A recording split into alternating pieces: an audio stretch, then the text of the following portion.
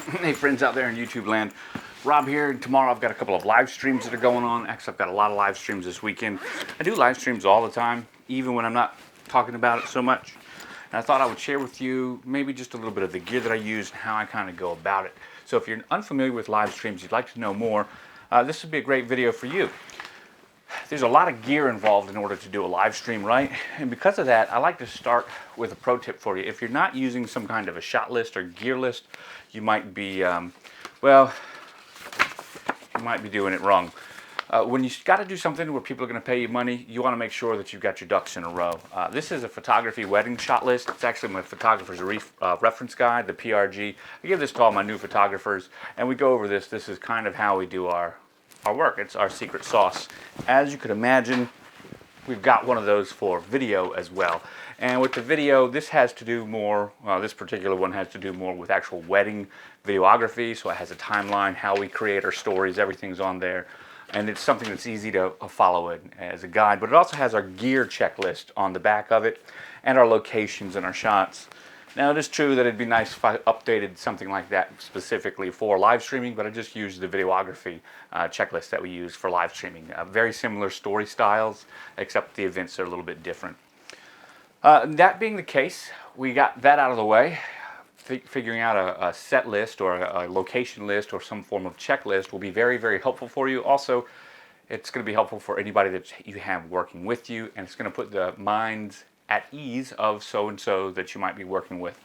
If you've got a Yolobox, and I'm going to be specifically talking about how to live stream with Yolobox. I've got it charging over here, but in any event, how to live stream with Yolobox, because that's really the only way that I live stream. I used to live stream with a laptop and OBS and a portable hotspot, a Wi-Fi hotspot, and a table, and all of these different things. And I don't have to do that anymore. Yolobox just, well, this thing right here just fits on top of my camera, and it acts as a switcher, a recorder, a backup recorder specifically, a live stream device, an encoder. All of those things are all in one. The Yolobox Pro has 3 HDMI inputs, 1 USB input, and it also has multiple SD inputs or SD card videos, 1 SD card with multiple video sources from the SD. You can you can tie in other live streams from other channels and things like that and loop them all straight through there. It just does so much. There's no reason really for me to carry anything other than Yolobox. This is not sponsored for Yolobox, it's just I like it and I use it, so I wanted to share that with you. That being the case, you also have to think about when you're going to provide your live stream. There are some cameras that actually have live stream encoding built right into it. This is the X1500 with the handle. You'd call it the X2000 if you bought it in a kit.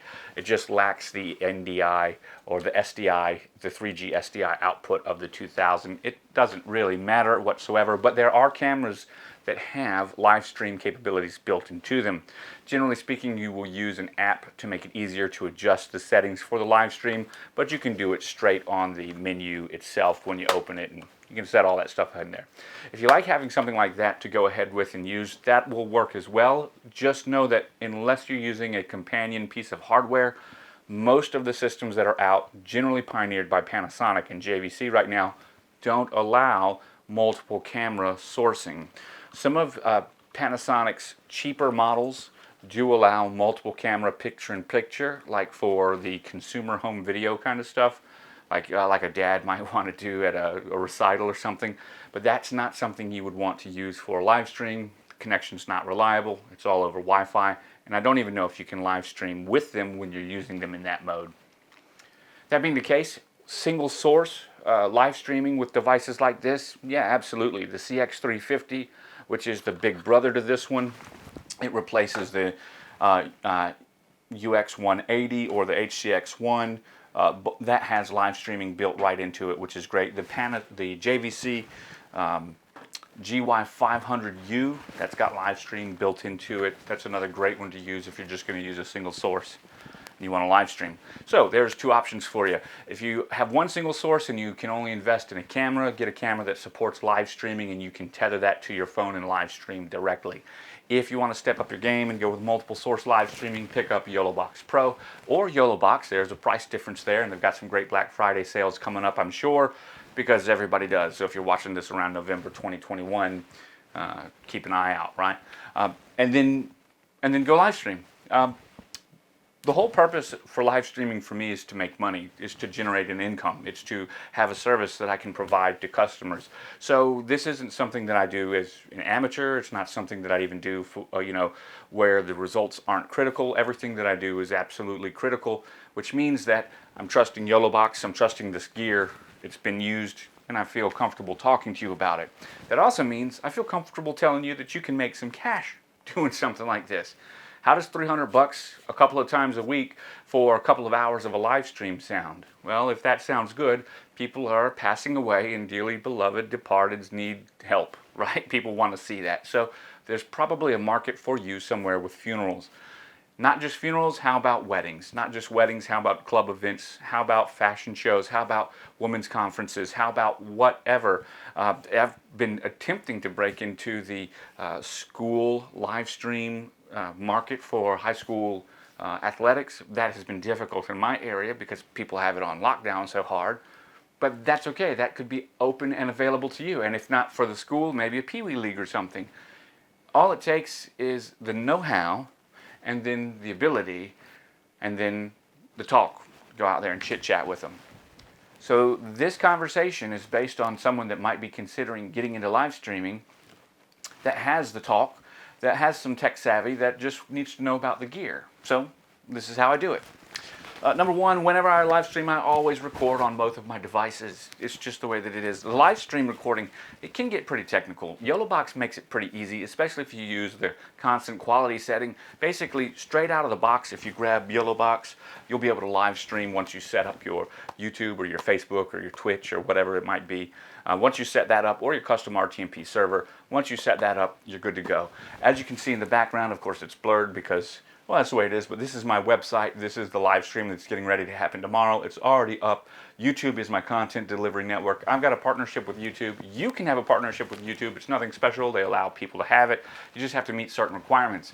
My partnership with YouTube, just like yours, will allow you to stream Content ID Delivery Network on your stream without having it taken down. This is a very important thing. Now, YouTube may put up an ad, may not put up an ad, but generally speaking, they don't see any kind of ads, or I don't see any kind of banners, and I stream right to YouTube with all kinds of copywritten music all the time, and nothing happens. Now, YouTube does this because they recognize two things. Number one, people at a funeral, there's no real royalties to be made off of that. And number two, people at a funeral, they probably are going to pay them a little bit more respect than just you making a commercial for some big company and then skeeving on some non-copyright or some copyright protected music. So that's part of the idea once you get into the YouTube partnership. It goes into many other things, but for what I do, that's the most important part of it. It does allow me to monetize videos like maybe this one, so if you saw an ad pop up on it, that's why, because I'm a YouTube partner and I'll get a couple of schmeckles from the advertising that you guys had to sit through and watch.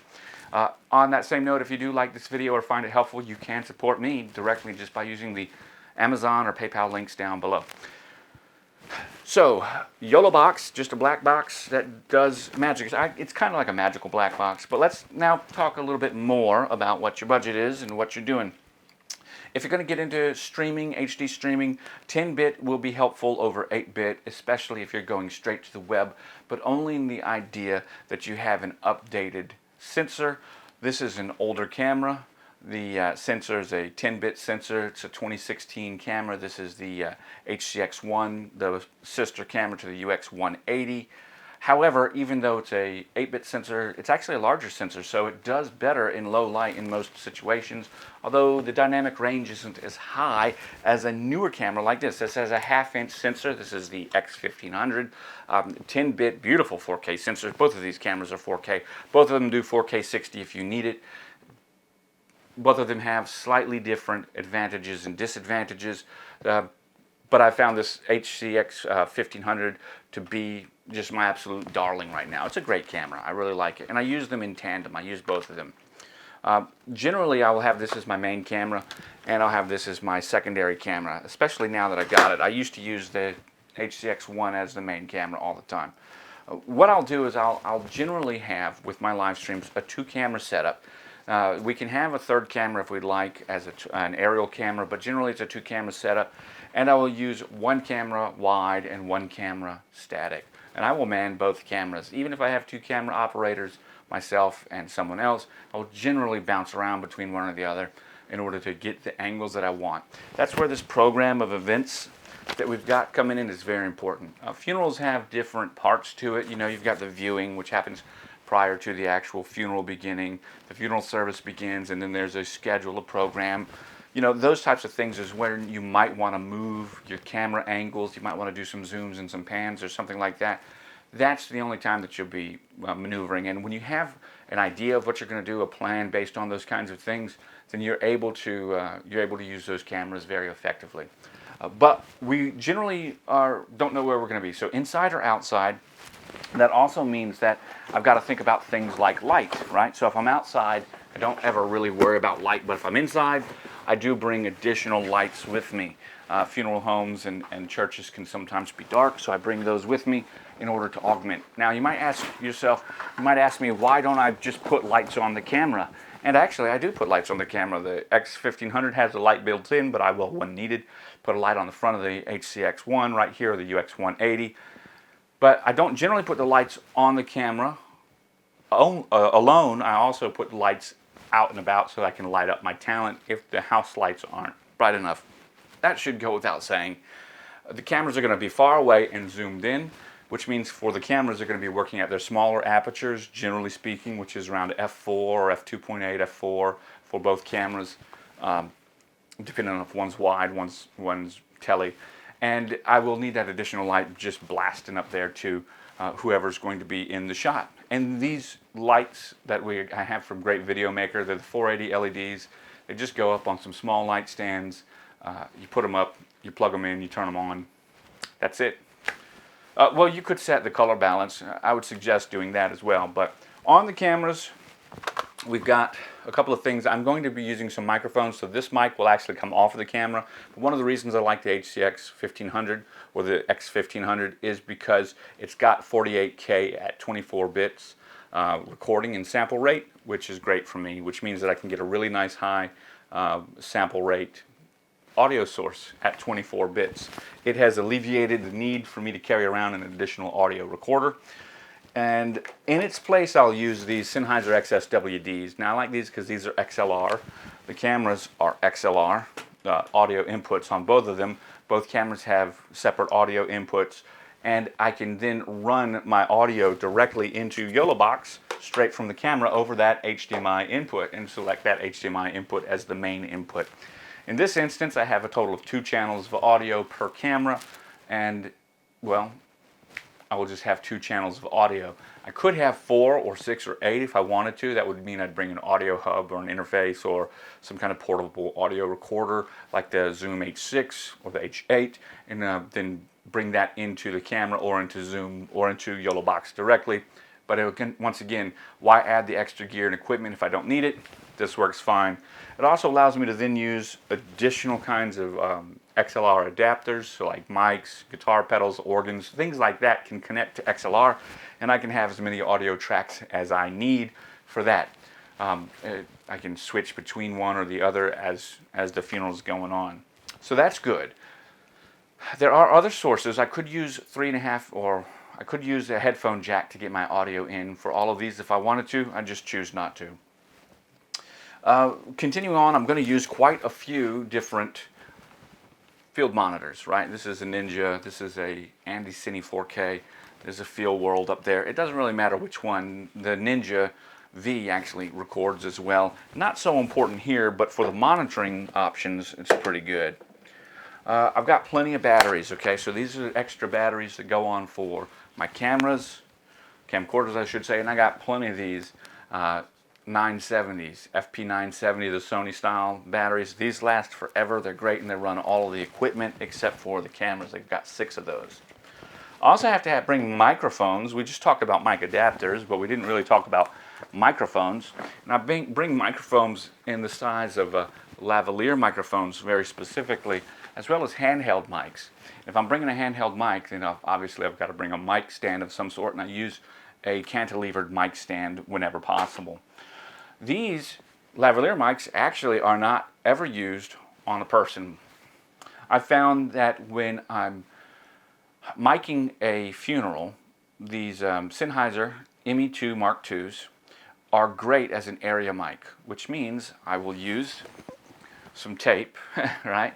And I will tape these someplace discreetly about in the area where a person might stand to talk. So one might be the podium, and another one might be, well, if someone's going to be singing and there are flowers around, we're talking about a funeral, I might put another mic in the flowers, right? And then I will have two mics, two audio sources, one at the podium where they're speaking, and one out closer to the audience where people might walk and talk or go out there to speak. That's, like I said, in the flowers. I'll find some place to do that, and then I've got two different sources to where I can make sure that I've got the audio that I need. Now, these ME2 Mark IIs actually are really great. They're nice. You can buy the XSWD kit with these mics, but they're really cool because they sound good, whether that's out with room and amplified a little bit more because the sound source is further away, but not far, far away, just in a general area.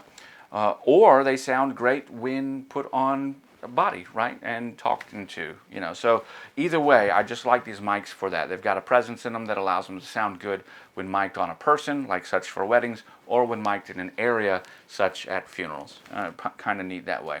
Also, because, I mean, just think about this whole size thing here. If I can't get a mic exactly where I want, and there's a ceiling that's got some ceiling tiles, well, I can very easily get up there, put this over top, and then just drop the mic down, and it's just kind of hanging out there. So I can put a couple of them wherever I need them to be, and there's really no worries. You might say, wouldn't that be distracting? No, not really. People don't see it, man. They're looking at the guy over there. They're not looking at that little black wire that hangs down. And you never see it in the shot because unless we're completely wide, when we're so wide, there's not enough detail to see that little thing from 40 feet away. And when we're tele, we're so close, zoomed in on the person's face, then it's out of the frame anyways. So there you go, but that's not all. Really, there's an assortment of cables and things you gotta bring. I mean, this doesn't end, but there's all kinds of different cables and goodie bags. You need extra HDMI cables, all kinds of bolts and things, just to make sure that it's going to work well for you. You need extra charging cables. Speaking of which, I bring a charging battery brick, which is charging right now, in order to make sure that I'm going to get everything put together just right. I bring additional microphones and dead cats, all different kinds of dead cats, just in case I need them, right? Because you never know when you're going to need them. And lots of different XLR adapters. I bring little clips for the going onto the body. Basically, I think about everything that I could possibly use, and then I double it. One is none, two is one. That's the philosophy. That's also why I stream with two cameras. Sure, I do talk about having two cameras in my live stream, and that's how I sell it to my clients, but my contract does have a, oh no, act of God contract or clause to it, whereas, hey, I've always got at least one camera. So if one camera goes down, too bad, I got another one. It's one reason that I have two up and running at the same time. Think about it like this. Two cameras up and running, if one goes down while you're recording, you can switch with Yolobox to the other camera. Heck, when Yolobox detects that a signal has gone down on one stream, it will usually automatically switch. Actually, I don't want to state that too early. That could be a feature which would be nice to add. Let me rephrase. Back when I was using OBS, this is a long time ago, cameras don't generally go down too often. These cameras will both record live stream for 4 to 6 hours each. So I'm not too worried about, on batteries, by the way. So I'm not too worried about that. But yeah, it would have an automatic switch when a signal went down. OBS will. So I don't actually know if Yolobox does. Interesting, isn't it? Got to test that. However, once those cameras are there, we've got two cameras. If one stream goes down, you could easily switch to another one and everything keeps going. There's no problem there. Again, if you've got a problem and you're live streaming out in a remote area like I will be this weekend, and there's just terrible network interference, low, high latency, it's just not working well, then guess what? We're recording internally. So although people are purchasing a live stream, I'm always recording a backup in the highest quality possible. And yes, I do have that act of God clause in there. And yes, they've got a choice. They can have their money back or they can have their recording that I'm recording. That is the remedy in the act of God. Now, I have had streams go down from time to time, and guess how many times people have wanted their money back? They don't. They just want the recording. So it is important to make sure that you've got your gear recording while you're working. That'll save your butt if you need it to. There are a couple of other things that I use. I don't necessarily know how important it is to go through all of that, but the reality is make yourself a checklist, right? Get in good with someone that's a center of influence that can help get you work. $300 to $500 per live stream is pretty standard depending on how long you're going to go. 2 cameras, very important. Multiple microphones, at least 2 different mics, right? If one mic goes down, one camera goes down, right? Yolobox, good to go. If Yolobox goes down, I can still stream through this camera directly, so I've got 2 stream sources, right? And then make sure that you've got all the supporting gear. You're going to need tape. You're going to need a Swiss Army knife to use to cut tape, to cut things. You're just going to find a use for all of those little tools. If you have to take anything on and off a tripod, yeah, tripod. You're definitely going to need a tripod, and not a skimpy one. You're going to need a nice tripod, a video tripod, a heavy-duty tripod. I don't usually buy the Manfrotto tripods. They're just overpriced, in my opinion. I do like them, but they're expensive for what they are. You can go ahead and get yourself, I use the Care 35L, and I use the Lafont. They're about $125 per tripod, but they're definitely a lot better than just a regular photo tripod. And then you're going to need the bags to go along with it, so you can carry your stuff around. I've got a couple of those bags, and you're going to need lights. Always take this stuff whether you think you need it or not. And finally, make sure that your SD cards are ready to go before you get there and that your batteries are charged. Take plenty of batteries. Guys, I'm Rob. I've talked to you a little bit about the workflow, everything I go through. I hope that you have found this helpful. This is what I do and how I earn a living. Hope you can use that information to help you earn a living. If you like what you saw here, don't forget to comment and subscribe. Use the Amazon links, which are posted down below. Send me a comment. I'll check you guys on the flip side. Bye for now.